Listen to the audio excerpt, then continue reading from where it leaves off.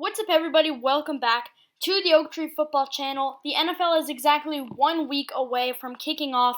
In 1 week, the Houston Texans take on the Kansas City Chiefs in the season opener. And today I continue my predictions. Today I do my final NFC division predictions. I've done the NFC South, I've done the NFC East, and I've done the NFC West. Today I finish it off with the NFC North. Now, in my opinion, the NFC North is the worst division in football. I know a lot of people consider it to be the NFC East, but for me it is the NFC North. I just don't really think there's any team that really stands out to me. But the one thing is, there's not really any bad teams in this division. There's just a bunch of average teams. But today I'm going to go through each team. I'm going to say my record prediction for them this season. I'm going to talk a little about them. So without further ado, let's get right into it. Starting off at number 4. And at number 4, this shouldn't be too unexpected. I have the Detroit Lions coming in with a record of 6-10. I don't think the Lions are a bad team at all, and I think they will absolutely improve this year. But they have a pretty tough schedule, and I really want to say they'll do better than 6-10. But they have a tough schedule, and I do have them finishing 6-10. I could see them finishing 7-9, maybe even 8-8. They really are a dark horse for the playoffs. People are forgetting how good they really were at the start of last season. They were undefeated through 4 games, I believe, but then they lost a few games. Matt Stafford got injured, and things just went downhill from there. Their head coach, Matt Patricia, is on thin ice this year. If he does not perform well, he is out most likely because he has not been good enough for the past few years. But starting at quarterback position, they have Matt Stafford. Stafford was injured some of last season, but when he played, he was actually pretty good. People are forgetting that. So if he comes in and plays well, maybe this Lions team could be a dark horse team this season. In the backfield, they have Kerryon Johnson, DeAndre Swift, and Bo Scarborough. All those guys, not anything special. DeAndre Swift, the rookie, is going to be very interesting to watch. I think he was pretty good in college. I think he was the second or third best running back in this class. I really like Clyde Edwards-Helaire and J.K. Dobbins as well. But he was a very talented running back. In this draft class. He is a very talented running back, but I really like Kerryon Johnson as a player, but he needs to have a big season if he wants to stay the starting running back for this team. So it's a pretty good backfield. Wide receivers, they have Kenny Golladay and Marvin Jones, both of which are fantastic players, and they also have Danny Amendola. Those two guys are really good, but they're both going to be free agents at the end of the year, so if one does not play well enough, they probably will be off the team. I think Kenny Golladay will stay. I think Galladay's done well enough in his career. But Marvin Jones is getting up there in age, so I wouldn't be surprised to see him leave after this season. But Galladay's a really, really good receiver. He's very underrated. He is probably a top 5, maybe even top 3 deep threat in the NFL. He's fantastic. He should be a Pro Bowl receiver, honestly, this year. Tight end, they have Jesse James and T.J. Hawkinson. Hawkinson, they took in the first round of the draft last year and just has not been good enough. Jesse James was okay for the Steelers a few years ago, and he's okay with the Lions, but it'll be interesting. Their offensive line is okay. It's not the strongest by any means, but they do have some solid players on there. Looking at the defense, the defensive line has Trey Flowers and Romeo Okwara as the defensive ends, and Danny Shelton and Kevin Strong Jr. as the defensive tackles. Not the strongest defensive line in the world. It definitely has its strong points, but it definitely also has weak points. They also drafted Julian Okwara in the 3rd round, who is a defensive end, so he might get some playing time this year, but not the strongest defensive line. Linebacking group is okay. They got Jamie Collins from the Patriots. That was a big signing. Collins has been good for the Patriots the last few years. Huge signing there. Jared Davis and Christian Jones are the other linebackers. Not great there. Cornerback, they made some good signings at cornerback this offseason. Desmond Trufant and Jeff Okudah. Those are some really good signings, and I think those guys are really going to help out. Obviously, they did trade Darius Slay, which is going to hurt, but Okudah was the best cornerback in this draft class. He was a fantastic player, definitely deserving of that 3rd overall pick. And Desmond Trufant has had a pretty good career with Atlanta. And then at safeties, they signed Deron Harmon from the Patriots, and then they have Tracy Walker, who's a nice good. So it's an okay defense. It's just an okay team overall.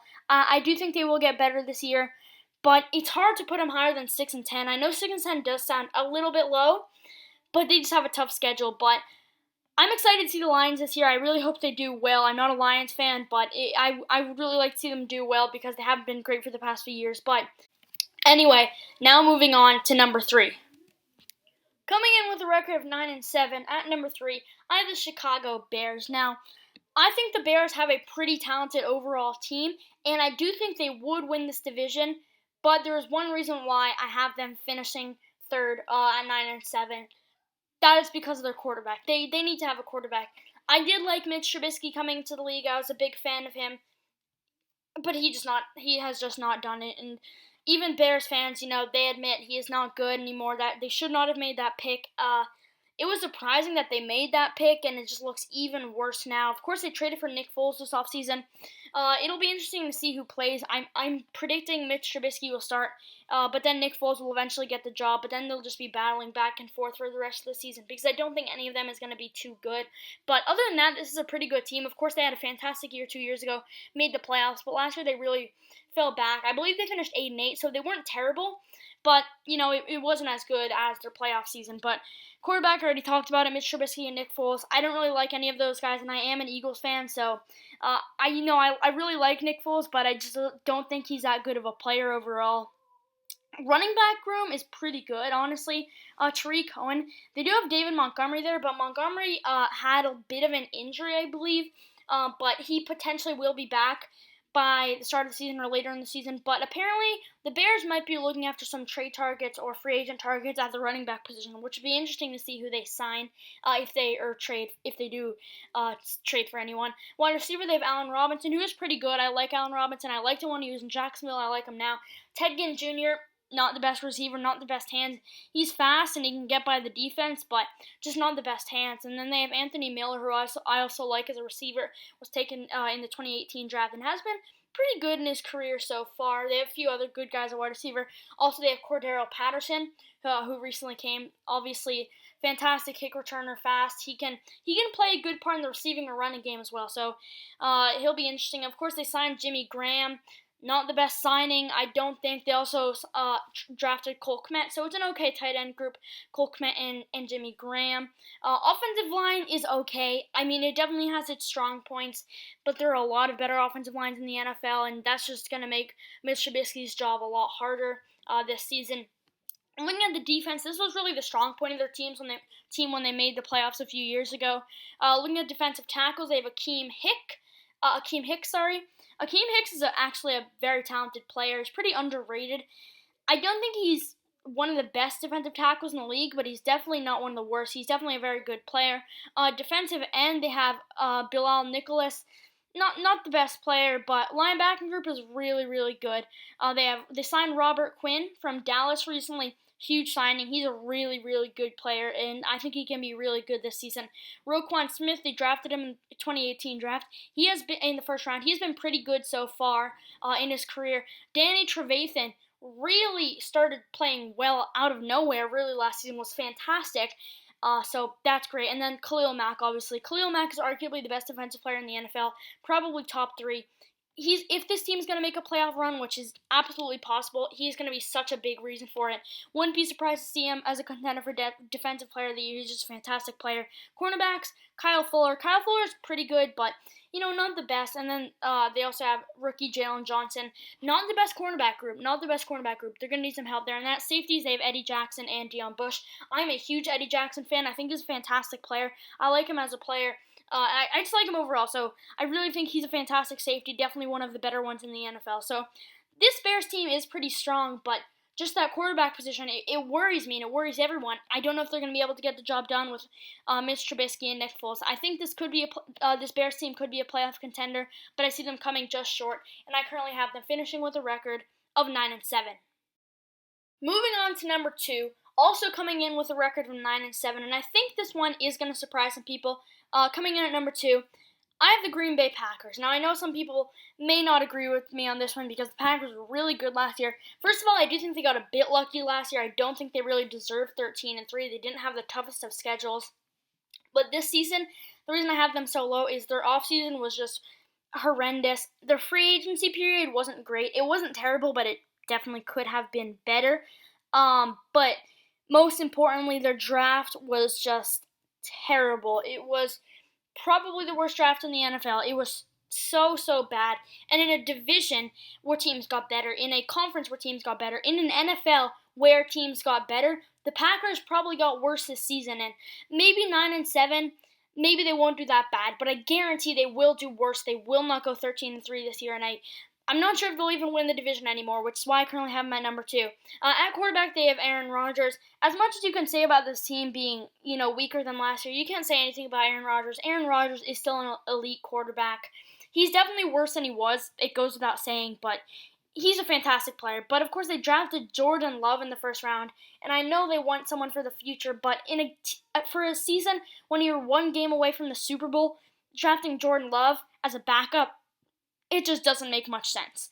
Running back, they have Aaron Jones. Jones was fantastic last year. I believe he had 21 touchdowns, which was close to the Packers' record. And then they drafted A.J. Dillon in the second round. Once again, just not a smart pick. And then they also have Jamal Williams, who's solid. Receiver, this is where they should have drafted, but they just did not draft wide receiver at all, which was not smart.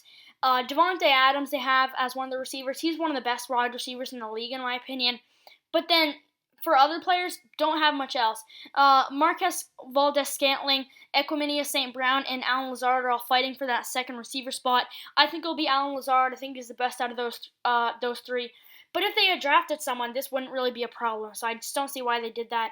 Tight end, they have Mercedes Lewis, who's been in the league for a while now. He's a solid player. Not the best tight end, but definitely not bad. Looking at the offensive line, their offensive line isn't terrible. It's not the best, but it's definitely not bad. Looking at the defense, and before I go to the defense, they have David Bakhtiari on that offensive line. He is arguably the best left tackle in football, one of the better in the NFC. So they definitely have some really good players in that offensive line, but there are some not as good. Looking on the defense, on the defensive line, they have Dean Lowry and Tyler Lancaster as the defensive ends. Not great players, but at defensive tackle, they have Kenny Clark. Kenny Clark is a really, really good player. Maybe he could hit double-digit sacks this year. He's a really fantastic player, in my opinion. Looking at the linebacking group, at outside linebacker, they have Preston Smith and Zadarius Smith. Those guys are both fantastic players. Those guys are really, really good. And they're both going to have big seasons. And then in the linebacking group, they also have Christian Kirksey. So it's a strong linebacking group for the Packers. In the secondary, at cornerbacks, they have Kevin King and Jair Alexander. Both of those are good players, especially Alexander's really good. But it's a strong cornerback group. And at safeties, they have Darnell Savage Jr. and Adrian Amos. Both solid players. Nothing special, but definitely not bad. So it's a pretty good Packers team, but they just didn't do enough this offseason. It was a poor offseason, and that's why I think they'll finish second in the division with a record of 9-7. And now coming in at number 1, you already know who it is through process of elimination. Coming in at number 1 with a record of 10-6, I have the Minnesota Vikings. Now, about a week ago, the Minnesota Vikings were number 2 or number 3 for me. I had the Green Bay Packers on top, but because of a recent trade to get Yannick Ngakoue, I've decided to put the Vikings on top. The Vikings were always, for me, one of the better teams in this division, but I think Yannick Ngakoue pushed them over the edge. I still don't think they're a fantastic team, but with Ngakoue, I think they'll be able to go to the playoffs. Most likely winning the division. I don't really know if they'll be able to get a wild card, but looking at quarterback, they have Kirk Cousins. Kirk Cousins is a good quarterback. A lot of people don't think he's the best, and I agree with that. He's not as good as some people might say, but he still is a really, really good player, and he should be able to lead this Vikings team potentially to the playoffs. We all know he isn't the best in prime time, but he can still get the job done for the most part. At running back, they have Dalvin Cook. Dalvin Cook is one of the better running backs in the NFL. Dalvin Cook is a really, really good running back, and if he can stay healthy, which he can't always, he gets injured a lot. But if he can stay healthy, that's going to be huge for the Vikings, and it's going to really help them for their playoffs hopes. At wide receiver, they have Adam Thielen and rookie Justin Jefferson. Of course, they traded Stephon Diggs, which that's going to hurt. But Adam Thielen is an elite receiver, and Justin Jefferson can be an elite receiver. He was one of the better receivers in this draft class, and Adam Thielen has just been doing it on a high level for a few years now. So it's an okay receiving group, but behind them, they don't have much. So receiving, the top two receivers are really good, but behind them, there's going to need to be some potential signings before the season starts. But they do have Tajay Sharp, who's okay. At tight end, they have Kyle Rudolph and Irv Smith Jr. Both those guys are pretty talented tight ends. Kyle Rudolph has been in the league for a while, and he's been playing on a high level for a while. Irv Smith Jr. just going into his second season. He's a talented player as well. Offensive line is pretty good. They have Riley Reef, Pat Elflein on there. They have a few other players who aren't as good, but it's still a pretty strong offensive line. Now looking at the defense, at the defensive ends, they have Daniil Hunter, who I think is a really, really good player. And, of course, they just traded for Yannick Ngakoue, which is what is the main reason why I have them going number 1 in this division. So it's two really good defensive ends. Both those guys potentially could get double-digit sacks. I don't think both of them will, but both of them are good enough that they could get double-digit sacks. Defensive tackles aren't great. Jaleel Johnson and Shamar Stephen. Linebacking group is pretty good. Anthony Barr and Eric Kendricks, those two are really, really good linebackers. Both can play on a high level almost every week, so that's really good for the Vikings. Cornerbacks, they have Mike Hughes and Holton Hill. Not the best. They also did draft Jeff Gladney in the first round, though, to help out. They lost their 3 best cornerbacks from last year, so their cornerback group is going to be weak. They also drafted Cameron Dantzler. The cornerback group is going to be weak, but I think it will be just about good enough. They have one of the best safety groups in the NFL, though. Harrison Smith and Anthony Harris. Both those guys are Pro Bowl caliber safeties. I'm pretty sure Anthony Harris led the NFL in interceptions last year, or tied for the lead. So, fantastic safety group. Pretty good defense overall, pretty good offense overall, and I think they'll be able to do just enough to win this division and make it to the NFC playoffs. So those are my predictions for the NFC North this year. If you guys enjoyed this video, don't forget to leave a like.